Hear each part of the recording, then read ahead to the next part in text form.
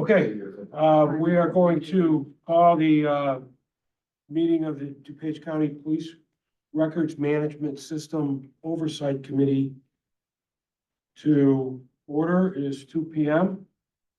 A quorum of the members is physically present. I'll entertain a motion at this time to permit those members not physically present due to personal illness or disability, employment purposes, or the business of the board, family or other emergency, or unexpected child care obligations to participate by video or teleconference. So moved. Second. Motion and second. All those in favor? Aye. Okay. Motion carries. And all right, let's do a roll call. Berlin, Here. Conroy, Here. Franz, Here. Barnovich, Here. McPherson, Here.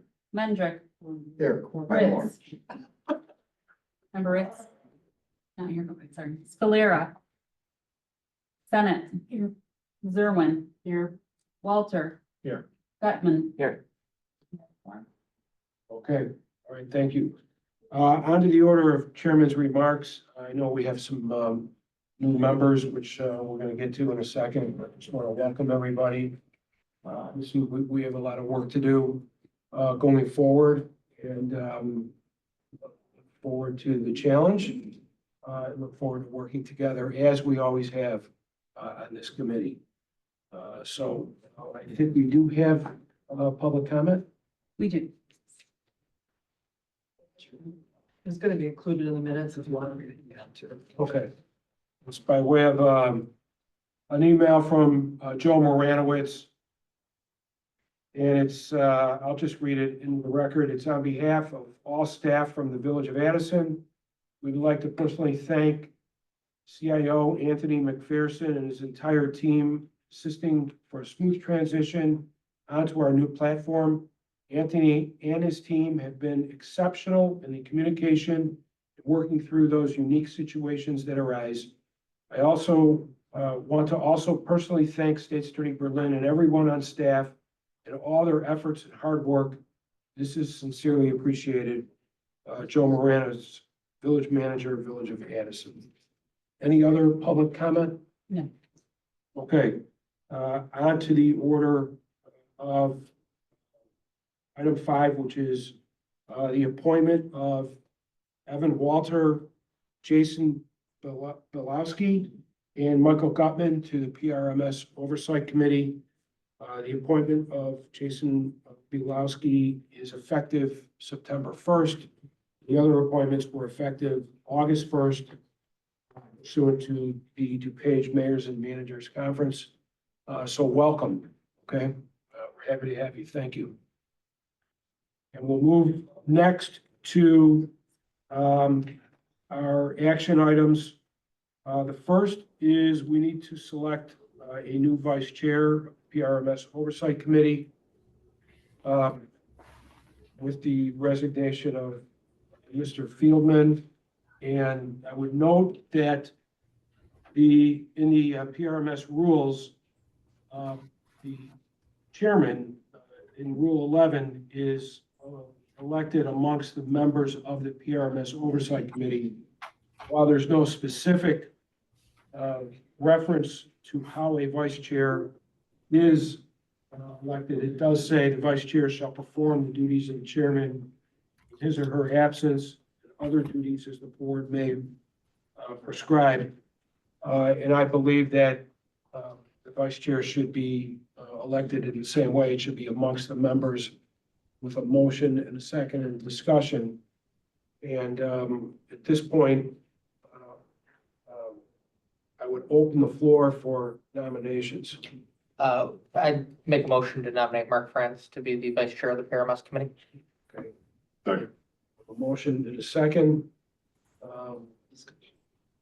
Or any other, yeah, are there any other nominations? All right, they're being done. Is there any discussion? I'll make a quick comment that I Please. appreciate that. I'm happy to serve in that capacity, big shoes to fill.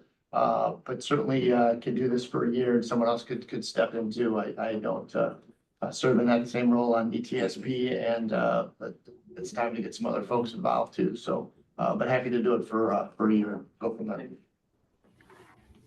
Well, I just want to say to Member France, thank you for all your time and efforts on this committee. You've worked awfully hard and really provided us a lot over the years. So I certainly support nomination. Okay, no further discussion. We can have a roll call. All in favor? Or we have to go. Berlin, Aye. Blumenthal, Aye. Franz, I'll abstain. Martinovich, Aye. McPherson. Aye. Mendrick. Aye. Ritz. Scalera, Yeah, aye. Bennett. Aye. Zerwin, Aye. Walter. Aye. Bettman, Yes. Olive. Okay. Correct. Yes, congratulations. Thank you very much. Notice you're sitting alone. Okay, on to the order of item number 6B, which is resolution approving a mutual termination agreement between the County of DuPage on behalf of the Emergency Telephone System Board of DuPage County and the Village of Addison, pending parent committee approval. I'll move, We need a, I guess we need a motion in a second. I'll move on ETSR 5924. Second? Second. Any discussion? So if I may, Yes. Chair Coleman. So the agreement, of course, was included in our packet, so the details are there. We're here to answer any specific questions that you might have. A lot of this was discussed earlier in today's ETSB board meeting, but we're here to address any specific questions that you might have. If I could just summarize a Yes. little of that discussion for those that weren't in attendance, there were some good questions and answers, and appreciate the work on this. I think there are 4 points that I think we should make sure we clarify. Total equipment replacement, that's the dollars that have been put in escrow to pay for replacement of this system. Those dollars that Addison put into the system stay there. And that could be utilized for whenever we make equipment replacement, whenever there's costs incurred. So that money stays with the system. So that was clarified or confirmed, I should say. They had a period of a month, I think it's still ongoing. It runs through, so July 9th to August 9th to provide that transition and support. Now that that date's behind us, they are no longer, requiring staff. And they're not paying into the system, so it makes sense that that period is closed.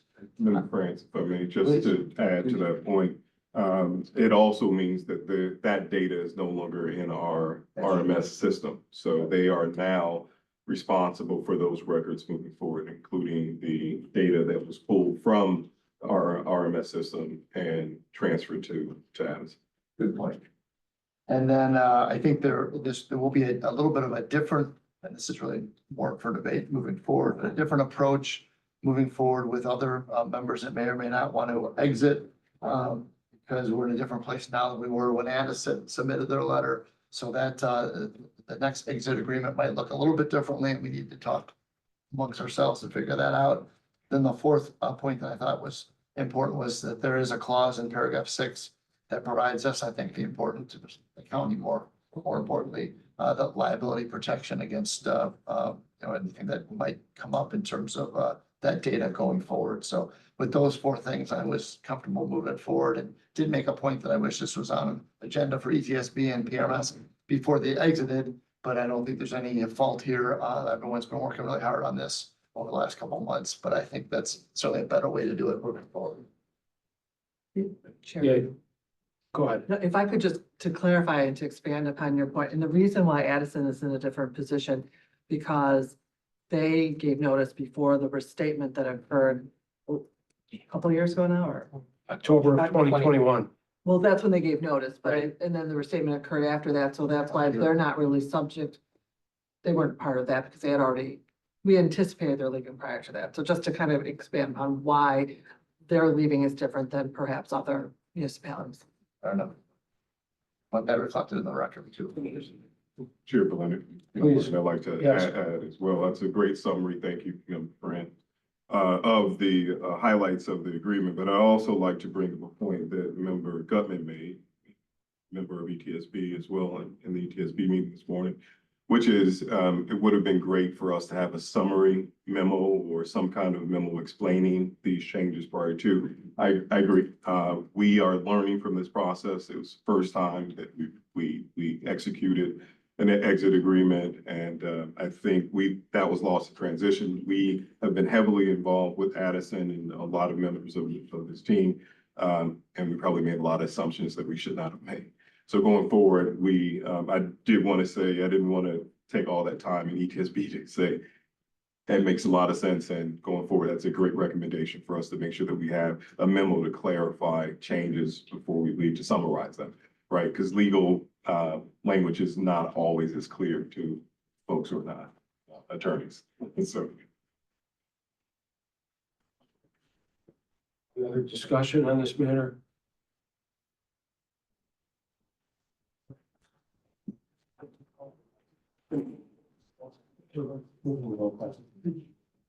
Berlin, Aye. Blumenthal, Aye. Graham, Yes. Marnovich, Aye. McPherson, Aye. Hendrick, Aye. Ritz, Solera, Aye. Bennett. Aye. Zerwin. Aye. Walter, Aye. Gutman. Abstain. All right, resolution's adopted. On to the matter of 6C, which is 24-2167, amendment to Resolution 2016-16 issued to Intergraph Corporation doing business as Hexagon Safety and Infrastructure, Delaware Corporation, to incorporate a First Amendment to the restatement agreement to decrease the maintenance for fiscal year 2025 through 2027, resulting in an amended contract total of $22,477,706.78, which is a decrease of 0.42%. Motion, I'll move approval. motion and a second? I feel like I'm motion happy, so I'll let somebody else. I'll do second. Okay, all right, we have a motion and a second. Any discussion? Just clarifying how much that is gonna save us. Needs the summary of what that total is. Yeah, so we actually have it, we can talk about it now, or we actually have the budget presentation where we highlight it. But I'll actually run through it quickly. So no, I actually, I thought I had it in here. Is it $94,040.28? Give me just a moment. Yeah, Don, sorry. I think that's in the resolution. It is, I believe that Yeah, is it's in right. the- Sorry, I brought up presentation. It's in the decision memo. My notes Yeah. are, Okay, I do see it. I do see it. is Thank it you. 94,000? Yep. It is in the decision Yes. memo. Yep, thank you.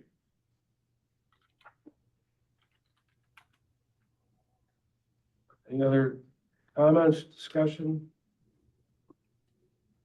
But if I may, so I would like to say, thank you to Executive Director, Lindsay Zerman for working with me and the RMS team to work with Hexagon to negotiate reduction in the contract to make this happen.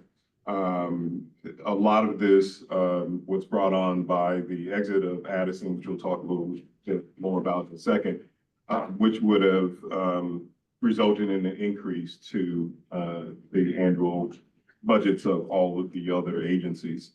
By negotiating this contract down, it's roughly for RMS 3.4%.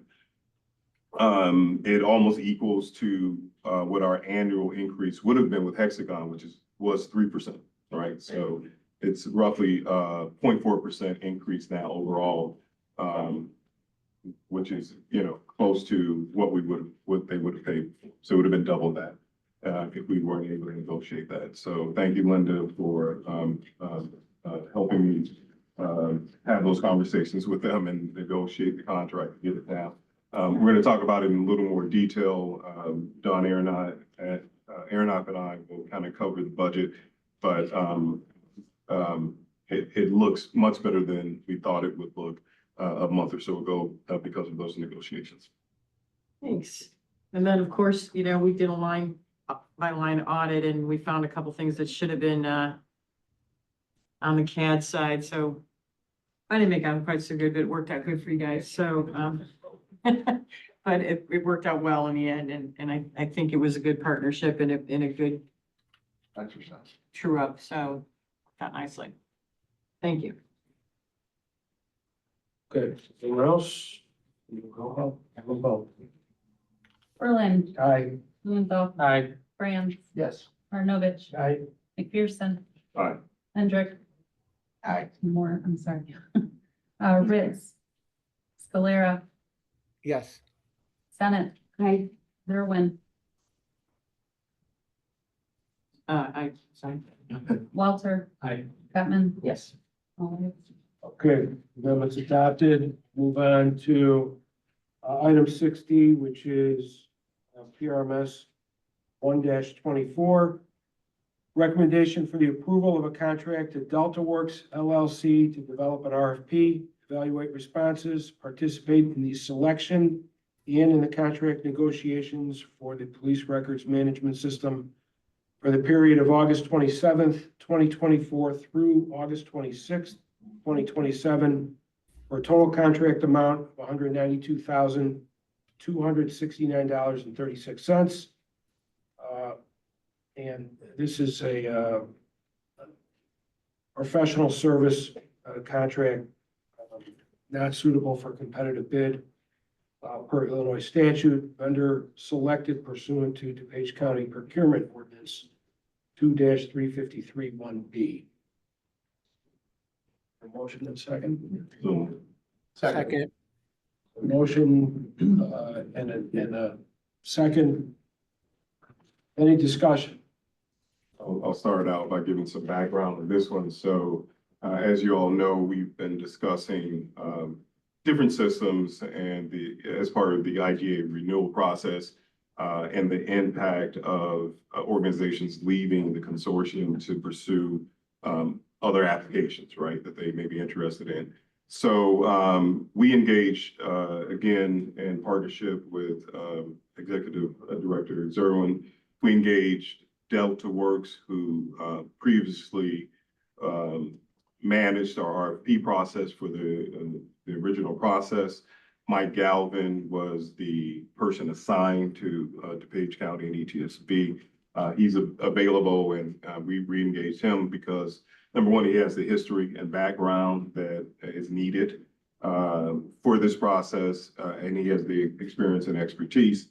But because of the concerns about whether we should move forward with Hexagon or explore other solutions or not, we decided that right now is the right time to issue this RFP. I think the plan was to issue it closer to 2025, 2026, because it takes 2 or 3 years for us to move off of the system.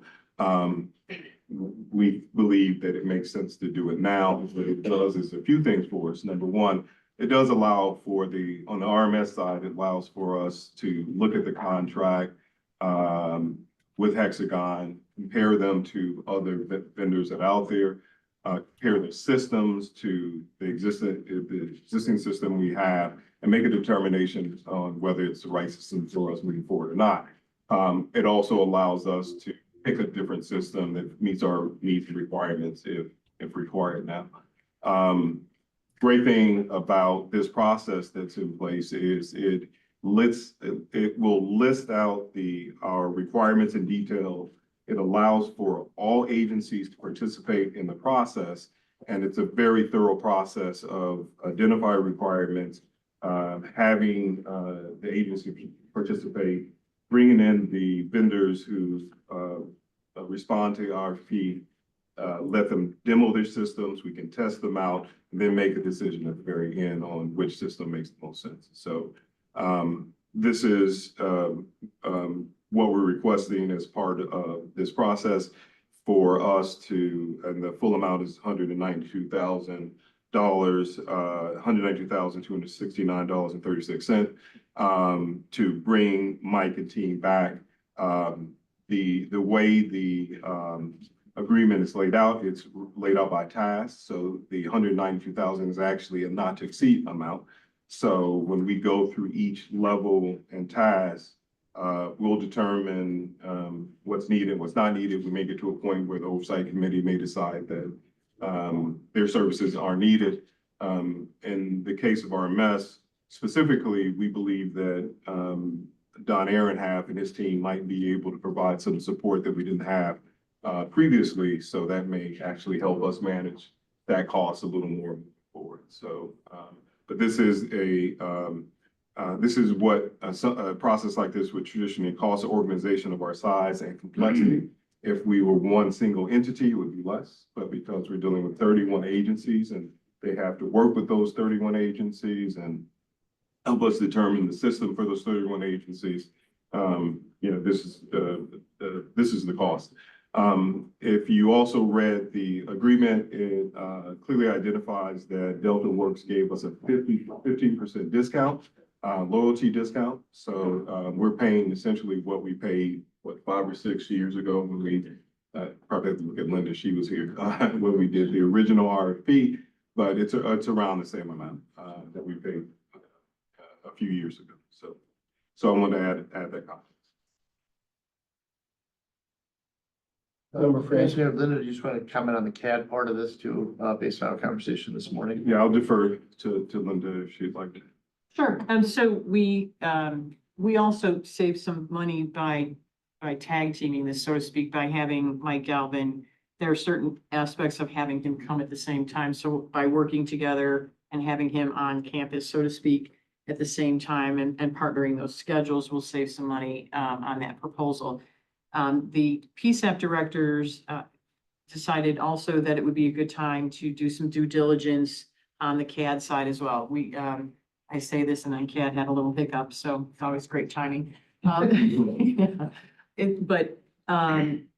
It's good timing to do a CAD due diligence as well. If we were to do the next upgrade for Hexagon CAD, it would be a cloud-based platform. So it would actually be something really completely new and different. So it's a good opportunity to look and see what's out there in a cloud-based platform and what's in the industry and kind of compare pricing and look at that as well. RFP means we don't have to move forward. We can look at Hexagon's pricing and things like that. So we will be doing that in tandem together. I had some questions of people asking me, can we do these separately? Could we keep Hexagon CAD and could RMS pick something completely different? Absolutely. As a matter of fact, there are other RMS systems that are already hooked to CAD. Obviously, Addison would be one. Bartlett never came on the Hexagon system and hooks up separately. So that's certainly something that could happen.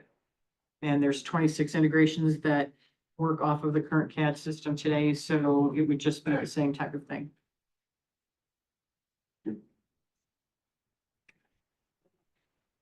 Yes. Just a rough timeline we can expect for when the responses will come back, evaluation period, et cetera. Yeah, so we, the previous RFP process took about a year to complete.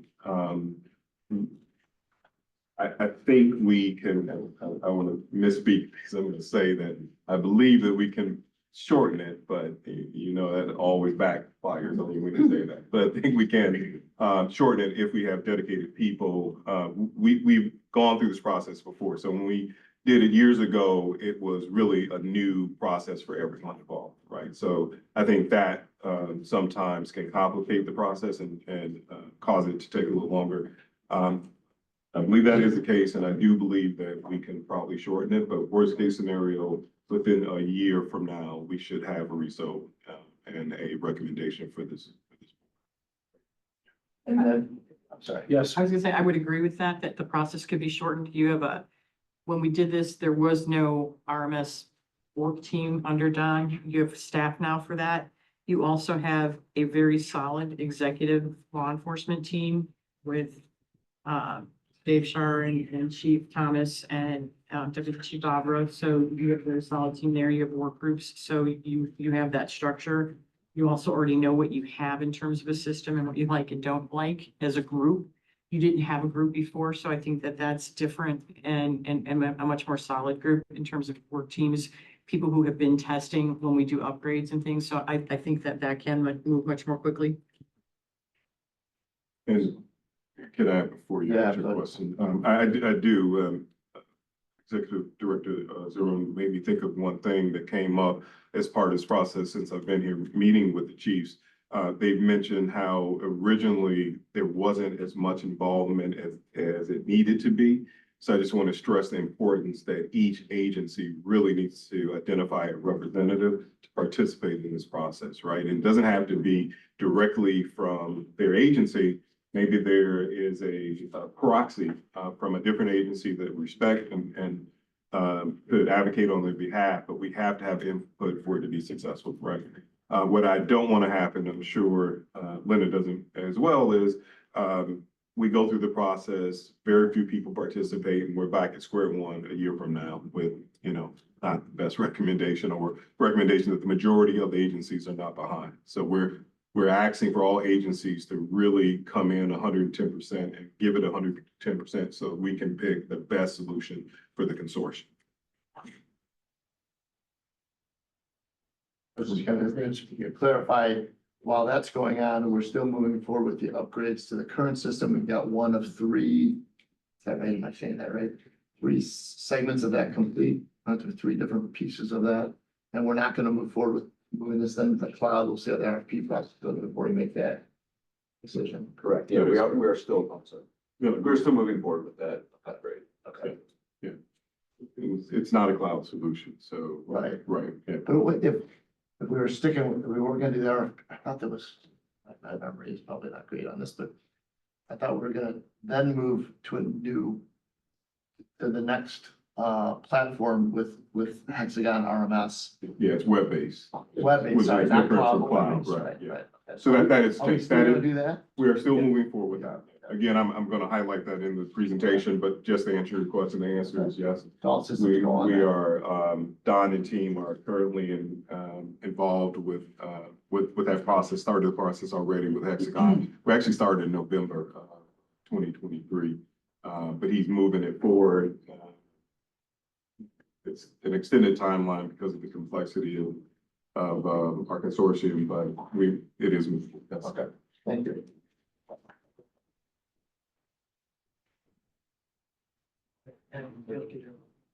Roll call, right? Any other comments, discussion? Roll call. Berlin, Aye. Blumenthal. Aye. Franz, Yes. Martinovich. Aye. McPherson, Aye. Moore, Aye. Ritz, Scalera, yes, Senate. Zerwin, Aye. Walter, Aye. Bettman, yes. all ayes. Good. Resolution's adopted. We'll move on to presentation now on the fiscal 2025 budget.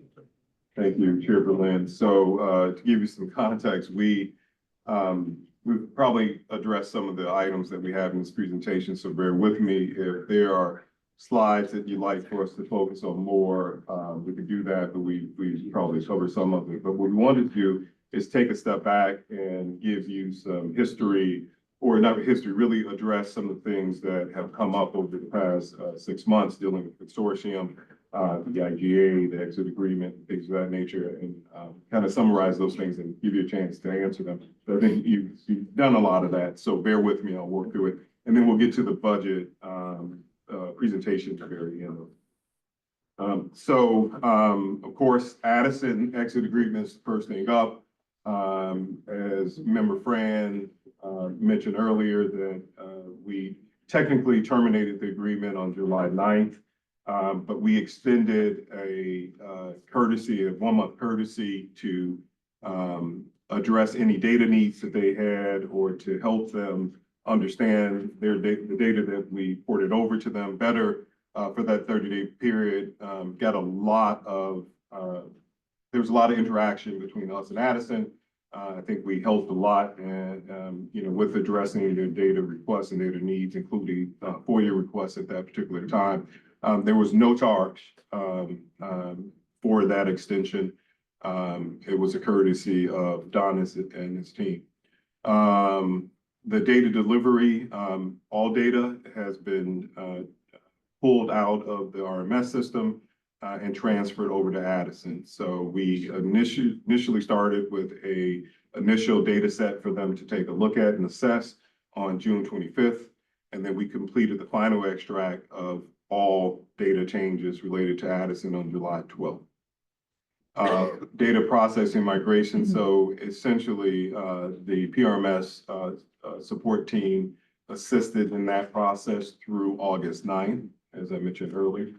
And then the cost, the impact to the member agencies here, it's roughly of Addison leaving is roughly 4.9%, which is about $54.26 per user. So just based on the averages, about $29,055 per agency in terms of impact. All right.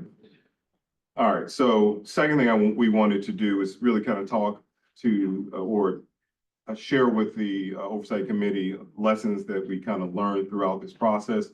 As I mentioned to Member Gutman earlier, this is all new to us. And the first time we did it, we learned a lot. And working with Dave and Mark and others, just with negotiations and everything.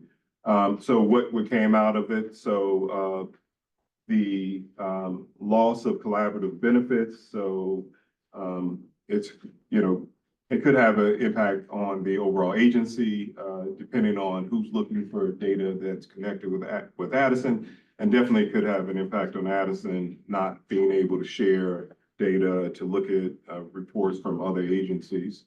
Member agencies just no longer now have access to those records. So and that is the overall impact. Increase in financial burden to both the exiting agency and also the member agencies. So specifically, we tried to monetize the labor that was involved, and what we took hourly rates and multiplied that times the number of hours spent, and the team spent about $6,000 really in assisting with that transition. So it's a big effort, and depending on the size of the agency and how much expertise they have on their side when they are moving off of the Hexagon system, it could cost you even more. So we in the next exit agreement, which will be a modified version of Addison agreement with a few different terms, we are really going to push for data migration as part of the process, right? Data migration is key. Unfortunately, Addison did not have a data migration component as part of their new system. So we provided that, but going forward, all exiting agencies must have a data migration process and expertise identified on their side to help out with that process. So, as mentioned in the presentation, typically data migrations are part of software implementations and usually handled by the vendor that's taken over, right? Thank you. Do you contemplate trying to recover any late labor charges as part of that as well? Should they not be able to do everything with their vendor? No, we do not contemplate trying to recover any of those charges as part of. Going forward, not Going forward. So the answer is yes. So we're going to give two options. One, we can provide a cost for assisting, or they have to have a data migration company identified or resource identified. We prefer not to be in that business. So, but if we have to, we will have a charge that we will offer. A nice upcharge, I assume, too. I'm sorry? A nice upcharge, A nice too, upcharge, absolutely. Yeah, we prefer not to be in that business. Again, we learned a lot when we did this.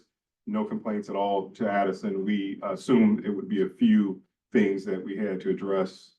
We spent quite a bit of time. A lot of it was they brought in a third party, explaining to the third party the different elements of the database, what it meant, and trying to help that person get up to speed. So, we also will, Member Gutman, and, strongly encourage that. So in order to leave the consortium, you have to give a year, notice. We recommend they start their process 8 months to a year out, right, with the data migration. That didn't happen this particular time. Again, it's new to both, organizations, but typical in, software implementations, data migration is probably one of the most complex parts of it. On looking at the data, understanding data, how it works, how it's connected, what other integrations pull in data. You start some months or years out for that process. So we're going to make that recommendation to other agencies. You got to start in advance with the data migration process. Probably should be at the beginning of their project. I think one of the benefits of keeping the consortium together is we own the hardware in the current configuration. So if you were to go somewhere and stay in a consortium, it's easier to data migrate. What we did last time is the net RMS report writing. We just kept that server live and you accessed it and you were able to just access it. So you didn't have to migrate it, you could just access it. And that didn't happen in the Addison situation because they left. So when people leave, you have to plan to take your data with you. If you stay in the consortium, because we own that hardware as a group, you can just, we can plan to access it. So there's different solutions if you stay together than if you leave. And I think that's important to remember too. If I can add to this slide just a little bit, those labor hours specifically refer to the follow-on support. These are hours that were dedicated after July 9th. We actually started the process of data extraction in April. As Anthony said, it was a learning process. Records management system is meant for putting data into and using, not pulling data out. So that there was quite a long process to figure out how to do that. The benefit is that process is mostly replicable now. But that it was a significant investment of time just to extract the data aside from this. Any other questions before I move to the next? Okay, so we want to highlight current projects, as I mentioned earlier, the MFR, OCR, mobile field reporting for our new members. We use a lot of acronyms, and I think we should probably lay those out. So mobile field reporting I just and got done on-call learning the record. ETSP. I'm sorry. I just got done learning all these acronyms at the ETSP. Sorry, so Some carryover. yeah, we'll try to spell them out, but MFR is mobile field reporting and OCR is on-call records. So the newest application, so as member Franz mentioned earlier, we are moving to upgrade our existing environment, existing application, which is older and kind of clunky. So we believe that moving to MFR and OCR 10 will make a significant difference to most of the agencies, if not all of them. Unfortunately, it is a complex process. We had hoped to speed up that process, and we were just not able to do it in working with a Hexagon. So anticipated go live is still late in 2025. So we're looking at November, roughly Q4 of 2025 to complete the MFR OCR 10 upgrade. Jason. Member McPherson, quick question about, did we say there was any cost saving with the OCR because it's Windows? We don't have to deal with the hardware. Was that, maybe I'm convoluting our conversation. We've had about 100. I don't remember. Was there any savings switching into the strictly online or no? No. Okay. On-call Thank you. records is currently a web application.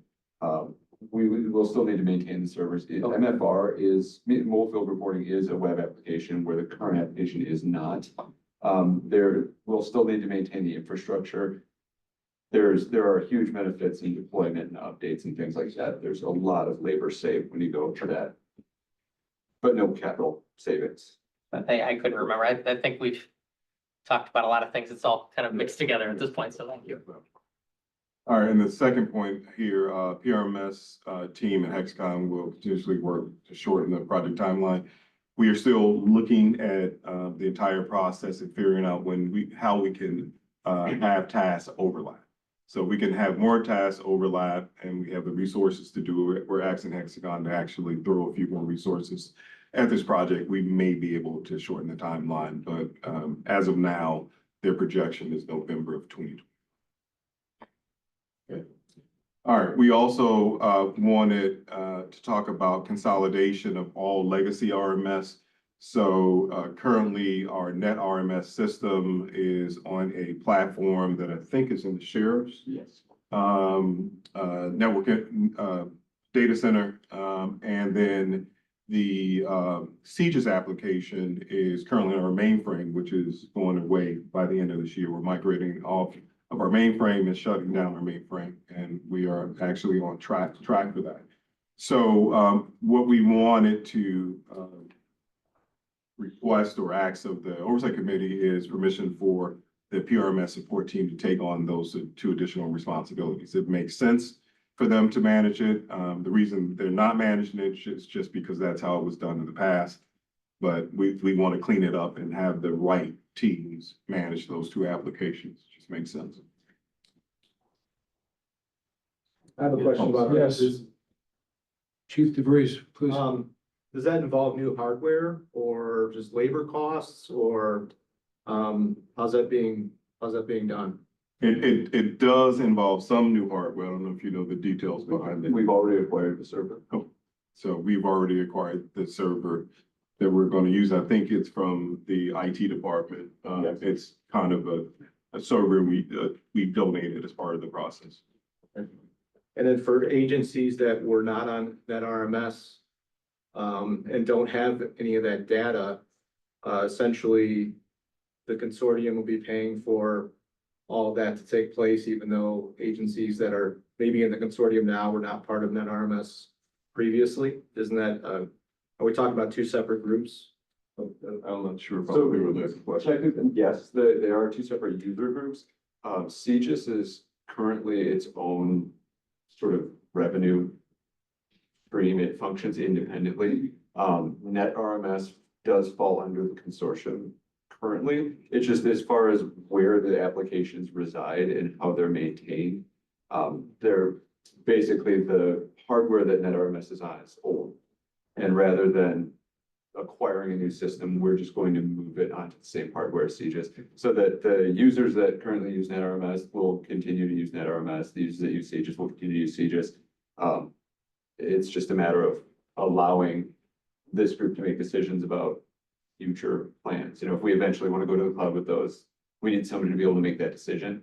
And right now it's an unidentified group of people making that decision. It's disparate groups. And CGIS is managed by the IT group separate, the applications group separately, but it should not.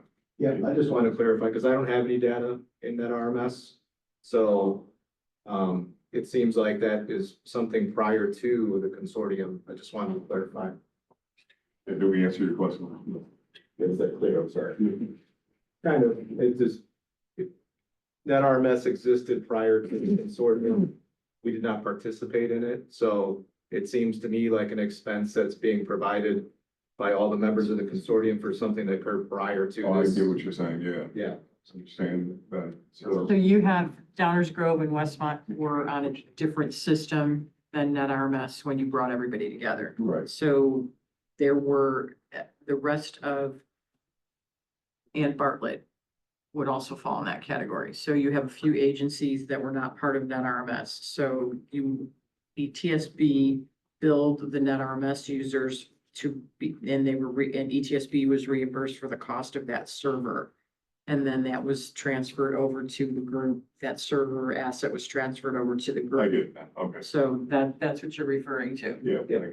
Let me fill the blank for you. Yeah, it's hard to, there's a lot of moving pieces in this. So you have some agencies that are maintaining their own data off of their own systems. And that would be those three agencies that I'm aware of. Would it be appropriate to suggest that we could probably pull those legacy RMS into our database? So you have one place to go, or is that? I think it's appropriate for us to say that we will Look at it. assess it and then have a conversation. There's minimal cost involved in supporting both of those applications. So I think the hardware and licensing are already covered outside of, the CGIS application is an application that was managed by, again, county IT. So the licensing is covered already on there, and it's an application that we wrote ourselves. And that RMS is not licensed, right? Correct. So It's there's no cost. So for the most part, the cost is really supported by staff. Even that's minimal. Yeah. And making this transition would make it significantly easier. Which makes that cost even lower. And if that happens, then everyone who's part of the consortium would have access to all of that data, That's true. the historical net RMS data. Technically, we could. Right. It's not the way it's set up now, but technically is. So, but we still will take a closer look at it because I think that makes a lot of sense. I didn't realize that there were certain agencies that didn't have access to net RMS. So appreciate it. Thank you. All right, that is, where was that? I forgot where it was. All right, thank you. So RP, we've talked about. I don't know if there are any additional questions about that one. If not, I'll move past it in the contract negotiations with Hexagon we talked about before. So as I mentioned earlier, that the original maintenance increase annually that was in the contract was 3%.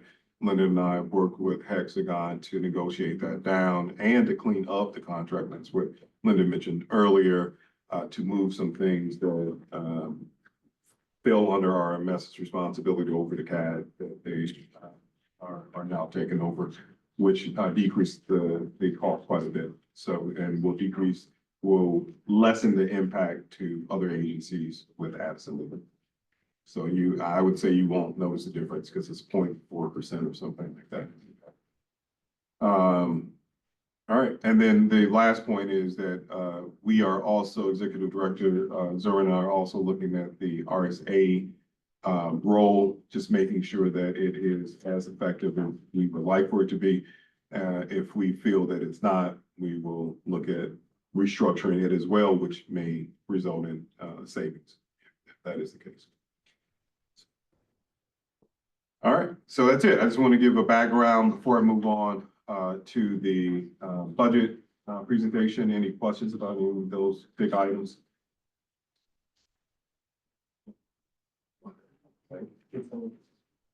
Okay, so on to the budget, the PRMS budget for FY 2025. This first slide is really just representation of the team.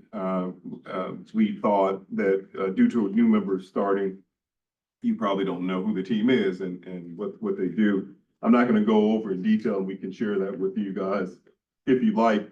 But essentially, Don Aaron is PRMS manager, and he has a team of 4 individuals who support from applications to the databases to creating reports and doing data analytics as part of the process. So they all have unique roles, but they all serve as primary technical people for primary functions of the team, but they also share secondary responsibilities as backups to each other. So anyway, if anyone wants any additional information about the makeup of the team, please let us know. But we thought it's appropriate for the new members to see who those individuals are and see how the support team is made up.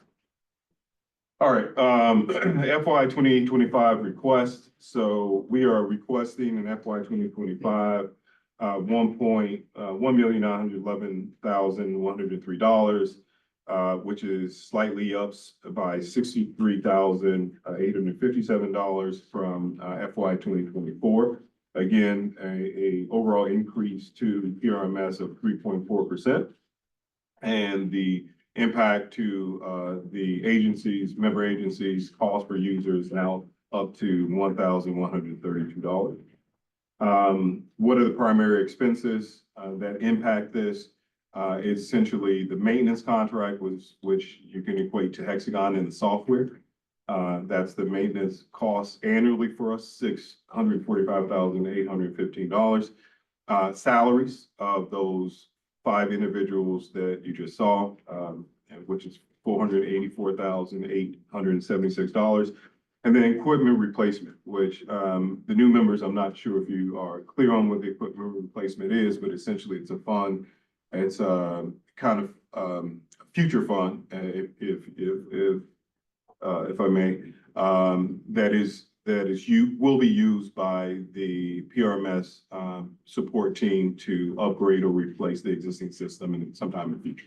So the reason why that came about, years ago is so that, the agencies wouldn't be hit at one big time with a huge cost of an increase if we decide to go with a new system or upgrade to a new system. So this kind of softens the blow because it allows us to put away money over a period of time. And when it's time for us to move off or upgrade, those dollars will be there to replace the system. Okay. All right. Next slide is comparison. So what I wanted to highlight here essentially is on the left-hand side is what originally the budget would have been and the increase would have been, which is 4.23%, if we weren't able to negotiate with Hexagon. So overall, we're saving the consortium a nice chunk of money. Per agency may not look as impactful, I guess. But it basically shows prior to negotiations and what things would have been if we were not able to negotiate the decrease from the Hexagon company. Give you a second to take a look.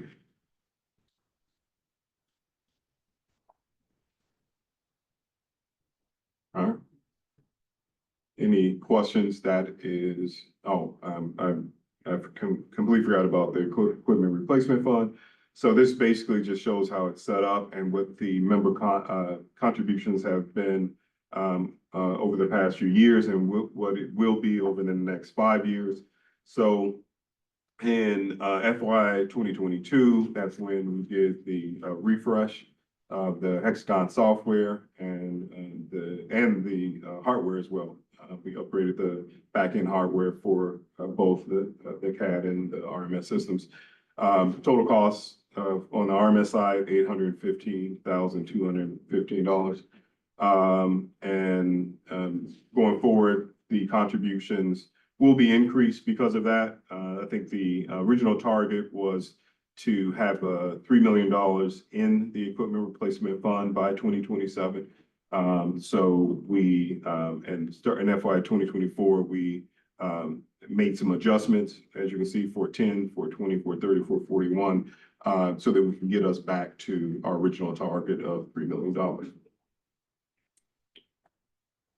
Current balance in the fund, $1.3 million. So I want to take a pause and ask if you have any questions about the equipment replacement fund. One thing I think I neglected to talk about, what I think of now, was the cost of the RFP. So the total cost of RFP is $192,000. We believe that we can lessen that amount by quite a bit due to some of the Hexagon negotiations and some other adjustments that we made. So I'm going to ask Don to explain it, but we would like some direction from the Oversight Committee on this. We have the ability to take the money from the equipment replacement fund and pay for it, and then replace those funds over the next few years, or we have the ability to take some of the money that we gain through adjustments and other things to pay for it. So Don. So as Executive Director Zerwin mentioned earlier, ETSB didn't win so much. PRMS did. So there were some line items that are changed there. Really, it leaves us with decent surplus to figure out what to do. And we also actually have a surplus from last fiscal year. We just were thriftier than anticipated. It's almost combined. It's almost enough to cover the quoted amount Delta Works. Since it is a phased project, my recommendation would be to add that surplus to the equipment replacement fund and then draw from there to pay for the RFP as we go. That way we can collect interest and, you know, move through. But if we save money, then we end up with a surplus in the future that we've been earning interest on. And I think that's probably the best way to go about it. Really, it's, you know, they're just different pots of money that will ultimately will flush out the same, but contributing that money to the equipment replacement fund and then drawing it out gradually, I think is going to have more benefit to this group. I'm sorry, just a quick question. What is the surplus we're projecting for county fiscal year 24? Well, what is that number? I believe it's 66,000. 64,000, I believe. 64,000. So a portion of that would go for the consultant to do the RFP. Is that Correct. Okay. Or that full amount is what we're asking. Absolutely, the full amount, yes. Okay. Thank you. So the surplus they're talking about is once we did the reconciliation, I had Hexagon go back to the year that you've already paid and look at it to make sure that we could compare. And in those previous years, doing that reconciliation, it's about 112,000 that the agency in the previous years from the restatement of the contract when we did the change order. So that's the money that they're talking about, that ETSB. And then that would be the question of if you wanted to do that in FY 24 or we budgeted if ETSB budgets it to come into FY 25. So if we put it in our budget to do the interdepartment transfer in FY 25. So that was my question for you today. Do you want it in the FY 25 budget or do you want me to give it to you this year? You know, either way, but and then how I do it within my budget, but it's about 112,000. If I may correct myself, it's 69,000. Okay, that's correct as well. I think the sooner the better, because we're trying to offset that loss for Addison stepping down. I was gonna say it. I do have one quick operational question too. Anthony, you showed the staffing, not a staff member, but another resource that we've been using for some time is the resident system administrator. Yeah. That's still in the budget, it looks like. It is. I forget the history of this too. Is that intended to be in there annually forever? And can you just talk a little bit about your data and what they're providing to us that staff is not able to provide, or just justify that a little bit? Yeah, so originally it was intended for it to be a additional resource for us to call on for technical expertise and escalation of major incidents and issues on both the CAD and RMS side. So when we first entered the agreement with Hexagon, we didn't have the level of expertise that we have today or that was needed in order to address some of the major system issues and escalations. So this person was brought in to help out on the operational side to supplement our existing support team, but also help out on the project side for big implementation as specifically a Hexagon subject matter expert. Okay. So if we go through our RFP in the future and we decide not to go with Hexagon, then it automatically goes away, right? But even if we stay on the Hexagon product, we are trying to assess whether the 4 individuals that you saw earlier can take on those same responsibilities. We have more expertise now than we have had in previous years. We're structured in a more efficient way than before. And we are also looking at Hexagon support processes to make sure that they make sense and they're working for us the way they should. So that said, the goal is for Executive Director Zerwin and I to really look at both of our operations and figure out what's the best RSA model moving forward for both sides. So do we still need that kind of specific Hexagon support moving forward, or can our teams absorb a lot of that responsibility? So is the ETSB paying for something for RSA as well? I can't remember. Yes, we split that cost 50-50 and that's part of the discussion is when Don Carlson was the CIO at the county and we started this project, the staffing recommendation had about 17 different staffing personnel recommendations, and we went through that, and it was who in the system could represent these pieces, because there were DuCom staff members and ACDC staff members, sheriff staff members, county staff members, ETSB staff members filling those roles. And the RSA was a piece of that, and we felt that we didn't necessarily need it. And that was when they were Intergraph, and then Hexagon brought Intergraph, and there were a lot of changes and right.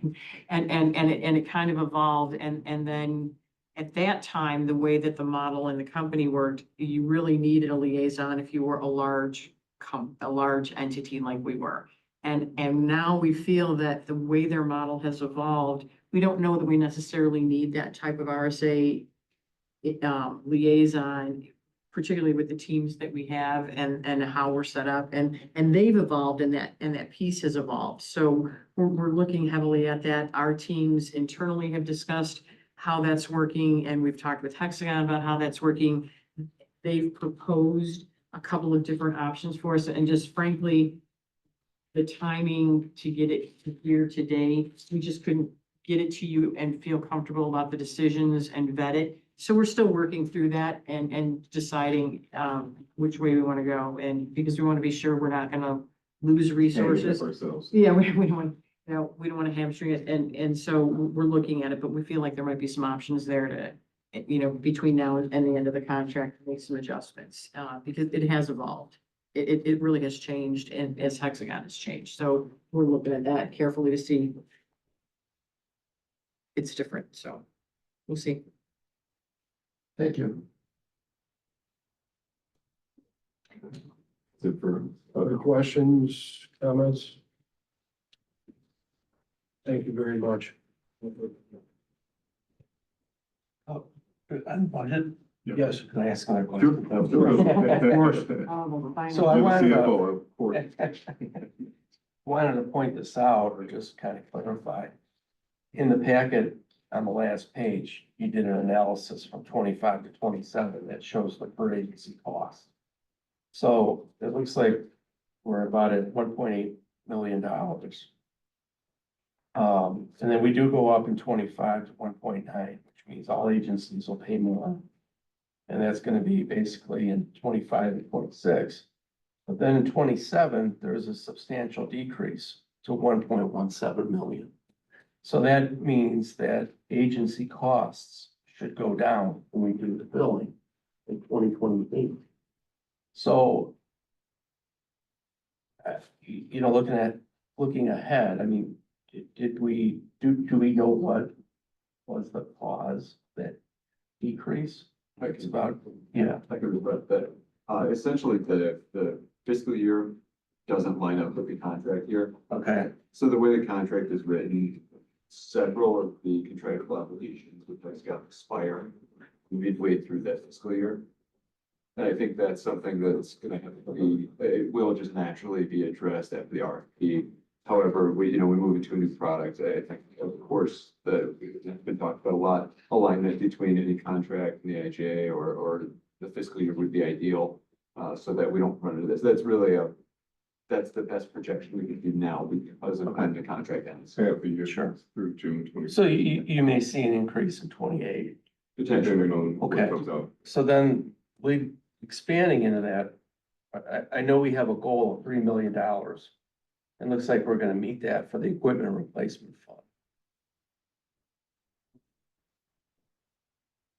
In 2027, once we hit that 3 million, what will we be using that for? Is that just going to be set aside for emergency replacement? Yeah, so either at that point, we will know what our replacement application is. And Okay. we'll be paying for that in the transition. Or at that point, we thought we would probably be doing a major upgrade. If not, we could leave that, the majority of the amount. So given the new resolution though, there may be an opportunity to lower agency costs if this equipment replacement is at a robust $3 million. And we don't really have big expenses on the horizon. So I just get concerned that we would get complaints from agencies about a spike in the agency rates. And if we don't use Now we it, have that flexibility, maybe to level that off a little bit. I think we can take a look at it at that time and make a decision based on the outcome of the RFP will help us determine what we're gonna do moving forward. So being diligent in funding that approximate $400,000 since the inception of the consortium has really kind of paid off now, It because is. now it's maturing Yeah. and there's money in the fund. Correct. Yeah. Does that make sense? Yeah, that's good. Thanks, appreciate it. Oh, sorry. Thank you. Question about the Hexagon expert. Is that 40 hours a week that they split between the ETSB and the PRMS? Yes, to just, to give you a simple answer. However, there are some times where it balances out. So we may need 80% to help out with an upgrade and ETSB gets 20% and vice versa, like with the MPS upgrade recently. They took on more of the RSA, but it balances out where it should be 50-50. What is the annual cost of that body? One. 300,000. It's just under 300. It's about, it's about 150, sir. And if more time was needed, do you get billed for that extra time, or you just get the body for the price? Yeah. I'm sorry, Fran's got a couple too. Back to this sheet, I don't know if you can pull it up on the screen, but Which sheet is that? this is the 25-27 budget projections. Oh, okay, yep, I have to. Following up on some of the questions I made there, in fiscal year 26. Given the equipment replacement's gonna go down $700,000, I don't think 1.9 is the right projection there, so that's 2 years out. Just FYI, you can look into that. I don't think you. The question I have though, is I'm trying to get a sense of what the cost per user is gonna be, because that's what we get asked all the time. So we're looking at, from this budget, it would be $1,094, so what we were being charged for 24, going up to $1,132, is that the difference? For okay, Packet right here. No, I'm pretty good. that includes, It's in the packet. Is this the one you're looking at? Keep calling it. yeah, that's it. I think I answered my own question. I was wondering what the equipment that we're replacing is gonna cost, but that's just to continue on the trend of collecting money for future equipment. For future, Yeah. right. Upgrades or replacements. So this is what I think, if this is going down to 430, then this can't be right. Given that this is 1.1 here. I'm not sure why this wouldn't be the same equipment replacement contribution. That's fine what it is. It just didn't come over. Okay. Thank you. Okay. We will fix that. Absolutely. Second, I would amend it. And we'll probably get a question too, saying, what's the impact on Addison? You kind of went over that. Addison leaving, what's that? We're getting some savings on the contract, but I don't know if there's a simple answer to that question necessarily. Nor is it helpful really to keep bringing that up, but I know I'm gonna get that question.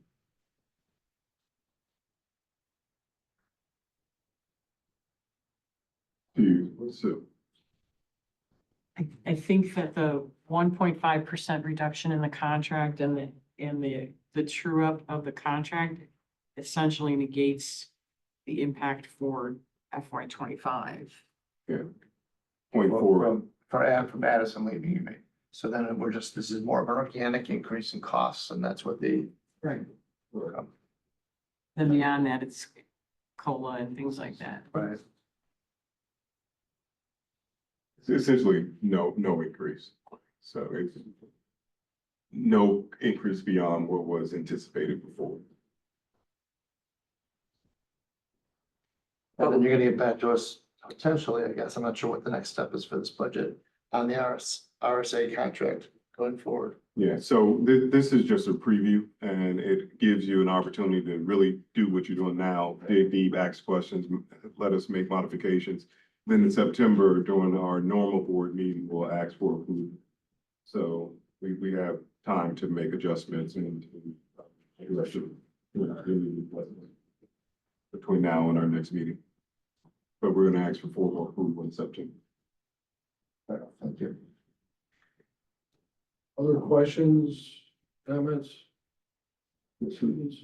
Sure, one, Please. so I would like to say to the committee members that if there are different models that you have thoughts about. So I've heard people question the equipment replacement fund, and I know what the original intent was and what we do to move forward. Let us know. I would say it probably makes sense for us to make that decision and work through it after we pass the FY 2025 budget. But we can have further discussions about what that looks like 5 or 6 years out. So a lot of these numbers are linear, but we probably need to start making adjustments and, based on now changes that we are making, especially with the RFP change and with the different support models. So if there are different models that make more sense, we're open to having those conversations and making that adjustment.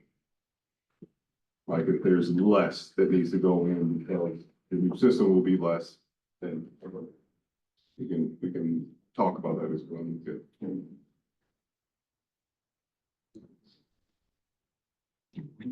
Okay, yes.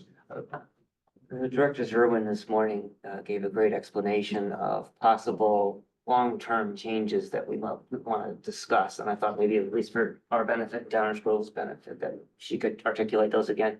Yeah. The long-term benefits, I mean, in terms, so The long-term thinking that we're going through about maybe separating. what happened? Oh. So the first time we did this, it was very long and involved, and there were letters of intent that went out because it was the first formulation, and it was Chairman Grasso and State's Attorney Berlin, and agencies had to commit because it was a startup. And part of that was the State's Attorney recommendation that there be an equipment replacement fund so that ETSB could move off of funding RMS. And so the original goal was, the benchmark was 3 million because that was the capital cost of the RMS portion of the Hexagon contract or Intergraph at the time. So that was how we arrived at that number. When we did the restatement, because the contract went longer, this committee expanded and reduced the amount of the contribution. You also used about $800,000 to pay your capital costs of the refresh.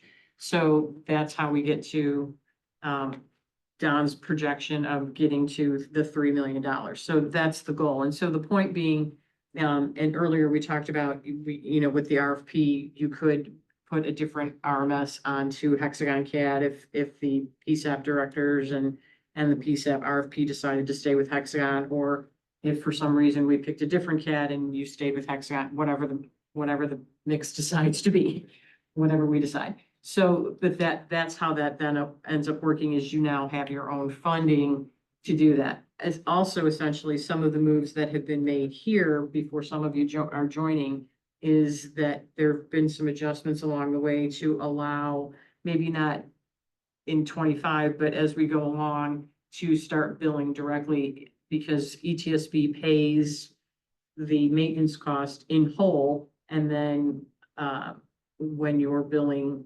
your agencies through the RMS committee, we're being paid in arrears. So ETSB is being paid in arrears. So we're working to move off of that process. Maybe not in 25, but eventually. And the goal is by the end of this contract in 2027 to be clean, so that whatever the new contract is, whether it's with Hexagon or something else, there's a break. And then even if it is with Hexagon, you would be billing those invoices clean originally, just through the line item billing and paying it upfront. Yeah. That's the goal. Expand on that too. Go ahead, Mr. Finance. The county's general fund also fronts the personnel. Right. And so that's why we have kind of proposed that eventually and hopefully in 2027, PRMS becomes self-sufficient without any front funding from the other agencies. So that was the first move, is personnel. But we felt that the expectation in our intergovernmental agreement was that ETSB would be fronting that money through the life of the contract. So the first move was the general fund. And then eventually at the end of the contract, that you would be funded to be able to move on your own with whatever you were doing in the next contract. So we felt that we ETSB had that obligation because that's how we set up when we all signed up. So we were more inclined to wait to get that done because that's what we agreed to when we started. And the state's attorney said, yeah, we can do that to get there. So if I can elaborate slightly, I can provide a little detail. The funding model changes that were proposed earlier this year would allow, and this is actually pending the next agenda item discussion, would allow PRMS to be completely off the general fund as of FY '24. And FY '26 completely off of the ETSB fund. If that helps. Which is a good segue, I guess, to the last. Yes, right? yeah.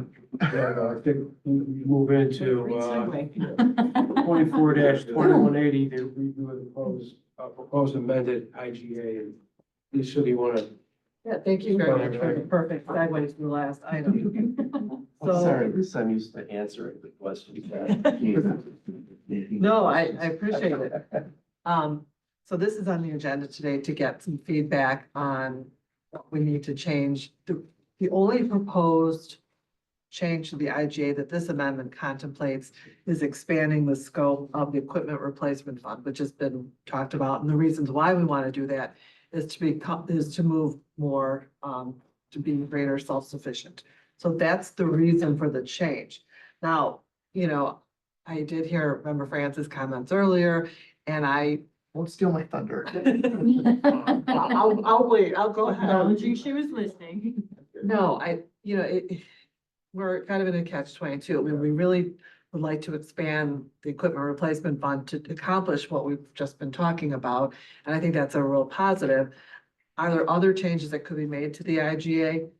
Yes, but if we wait until the end of the RFP process, it may be it would be too late for this year, for sure. It wouldn't be too late going forward. So that's the issue that we're trying to discuss today. Do we want to make a simple change that only expands the scope of the equipment replacement fund? We want to make no change at all, which means that we can't tap into that equipment replacement fund for other expenses. Or do we want to expand the scope and make other changes? So that's kind of the options that we have. And so it also complicates our ability to move forward with the RFP, right? Because we want to use the funding from equipment replacement fund to cover some of the costs of the RFP. So this will allow us to do that and other things with that fund. Although I think you probably make an argument that you can use replacement funds for that. Yeah, I was just, Currently. right, because it's going. That's an equipment, might not change equipment, but it's part of that. Yes, I would agree. Please. I think it's important for the new members to understand, this was all discussed, I believe, in the March meeting originally. This change has no material impact on the equipment replacement fund. It won't deplete it. That projection of the 3 million remains. It's really just a single year's worth of borrowing and reimbursing the same fund. Just so that you understand that it's not actually depleting that fund. Let me see if I can explain it to you guys, because you guys have not benefited from this. Dave and I have had this conversation 100 times, and maybe we both kind of understand it. So in essence, what we're doing is trying to get away from using county funds or ETSB funds and fund this thing independently. And by using the $3 million that we have saved up to pay for operating expenses during the course of the year, while the municipalities pay into it and pay the equipment service funds back. It's a little kind of accounting shift, which I get and I think I support. My challenge is we've got to explain this to 31 agencies that are asking all kinds of questions about the IGA and whether we should stay in. And I think the timing is just bad. So I think if we can limp along for a couple more years, I know that's not what the county wants to do. Let's make this change all at once when we decide how to move forward with the RMS and maybe even the CAD this year. But that's what I'm sure we're gonna be discussing for the next few months.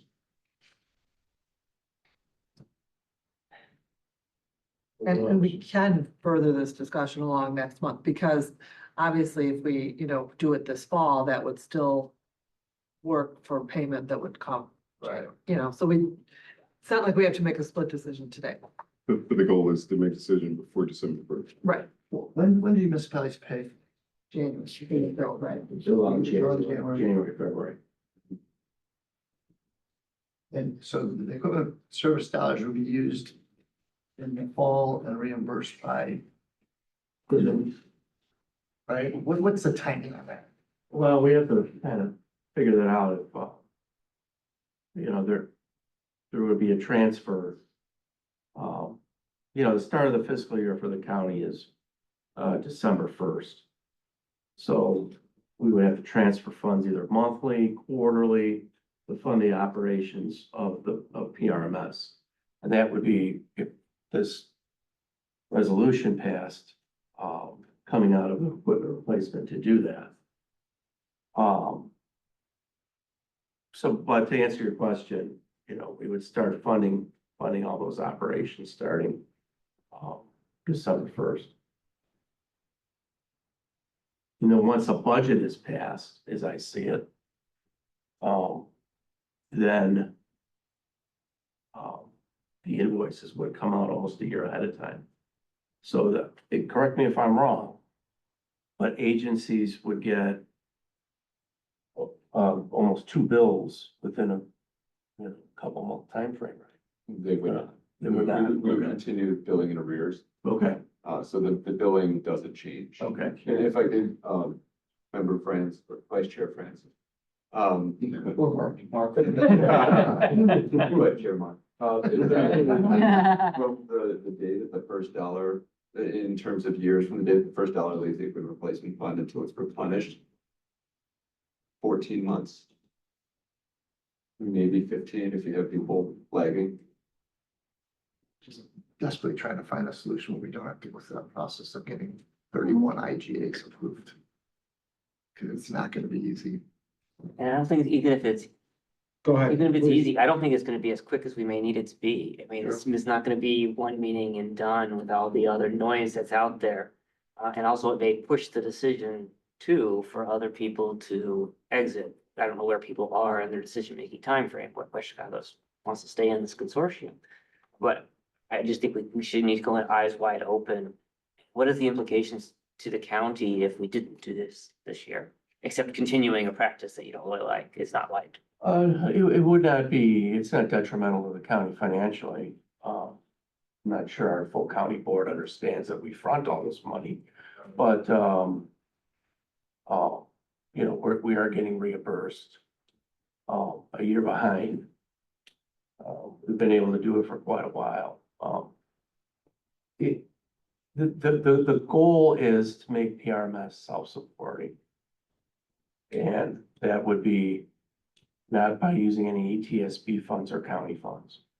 And we think that having this $3 million and being able to use that to do that, to get over that hump in a 1-year period would not spike the member rate at all.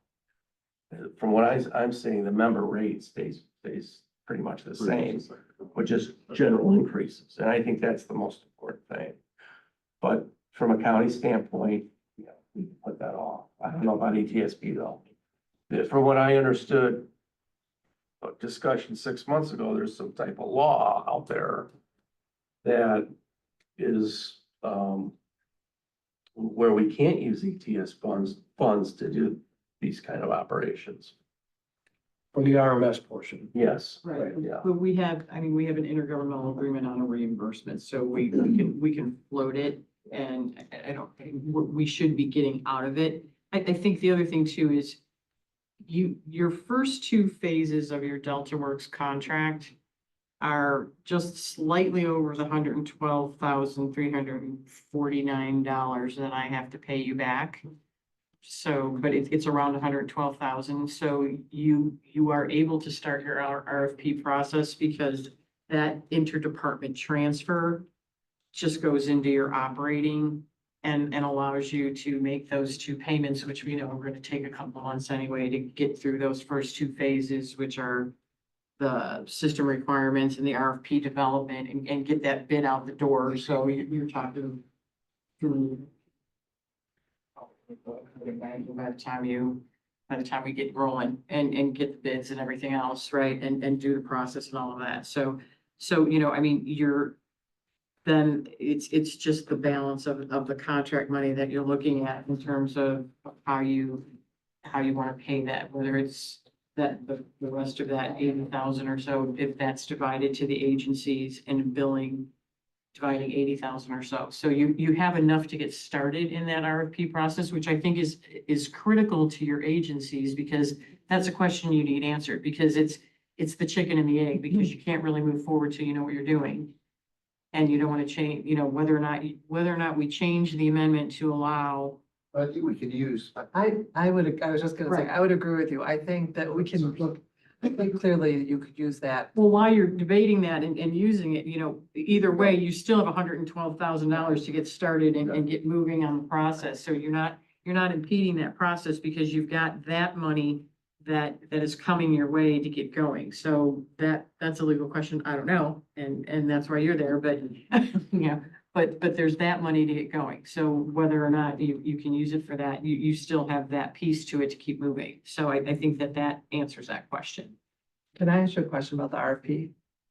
What's the earliest point that you think that we would know what direction the group is going to go? Because that, getting back to your question about, can we delay this till after that? So the last time we did this, to do this the proper way, and, Jan was involved too, the groups created scenarios. There were 3 or 4 scenarios that we gave each vendor that the bid went out, and then we had a demo day, and every bidder had 3 or 4 scenarios that we took actual incidents, and they had to go from initiation of incident to disposition of case.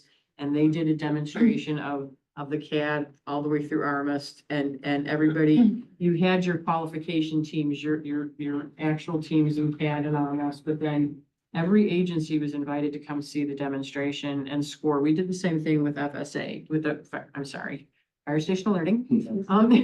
I know. And so, when we built that in, so every agency could score, and it was built into a certain percentage of the scoring, but everybody was able to see and participate. It takes months. I don't see us getting to an evaluation until probably June of next year, and that's if we move along. I mean, the good news is that's the reason to take DeltaWorks. This is what they do. They have a structure. They've already worked with us. They already know how we operate. They know how it works here. So, and they're good at consensus, which is how we do things here. It's a group consensus. It's a group choice in how we score and how we do things. So, a lot of that's already kind of in place in terms of, this is what you did before, yes or no. This is what you did before, yes or no. So there's a lot of things that are kind of easy to change in and out, because we now have an opinion, so to speak, of what we like and don't like, and where we want to go. But you're really not going to get there until June. The good news is you're not going to have a holiday to work over, because this bid is going to go out the door probably until March. Okay, thank you. So one option would be to delay this change until probably next summer, fall. The language on the amendment, I think you do it in concert, because Right, if having been around a while, Mr. Fieldman, we know that the mayors and managers need some time to look at this, to bring it back to their legal, there's, in my experience, there's the DuPage Mayors and Managers Conference portion of this, and then there's their own agency legal review of this as well. If I am representing that accurately without speaking for all of you, but so you do it in concert while you're doing that as well. So I think in terms of timeline. But that's what I'm saying. So like, Yeah. it doesn't sound like we're, well, Like we're you're gonna not decide going it today. forward this. Right. Yeah. I mean, and then they're able to get feedback from their membership in terms of how they even feel about it. Members, Ron, that's exactly what I was gonna ask, is we could have our municipal members maybe start circulating this with their peers to get some initial feedback or whatnot in the meantime for the next month, because that's September's our next meeting, right? Right. What I'm not clear I don't on wanna is, do, I don't wanna, sorry, I'm out of order. I don't even wanna do that. I wanna just table this. I mean, my opinion is I wanna do this once. It's all been said. I don't wanna repeat it. But I'm also hearing more good news about the opportunity to work together on bigger wins down the road. And I don't wanna pollute it over something that apparently is already working right now. It sounds like self-sufficiency is an inevitability, for lack of a better word. And I'm struggling to see the sell here versus clouding an already cloudy pool of water, and I just can't see us being successful, even as someone who is supportive of the idea. I just don't think that's worth the hassle on any level at this point, so I don't even wanna go get coffee with my next door neighbor about this right now, to be honest with you. Good idea, just bad timing. It'd also be good to show some progress too, you know, that you're farther enough along, this is moving in the right direction, as opposed to trust us, and then let's do this first. I agree with Evan. Yeah, for sure. That's what we want. We want a direction. Yeah, no, that gives us direction. Yeah. Um. The old business. The new business. Before we adjourn, I just want to thank Dave Fieldman, Joe Moranowitz, Jody Senate, I know, we're gonna, My pleasure. Thank you for all your service. I know it's been a lot of work, a lot of time, a little angst along the way, but it's really appreciated. Thank you all, and also, Member Scalera, if you're still on, thank you for all your years of continued service. Okay. Thank you. Motion is second to adjourn. Second. All right, we're adjourned and we'll be back in next month, right? September. Thank you, everyone.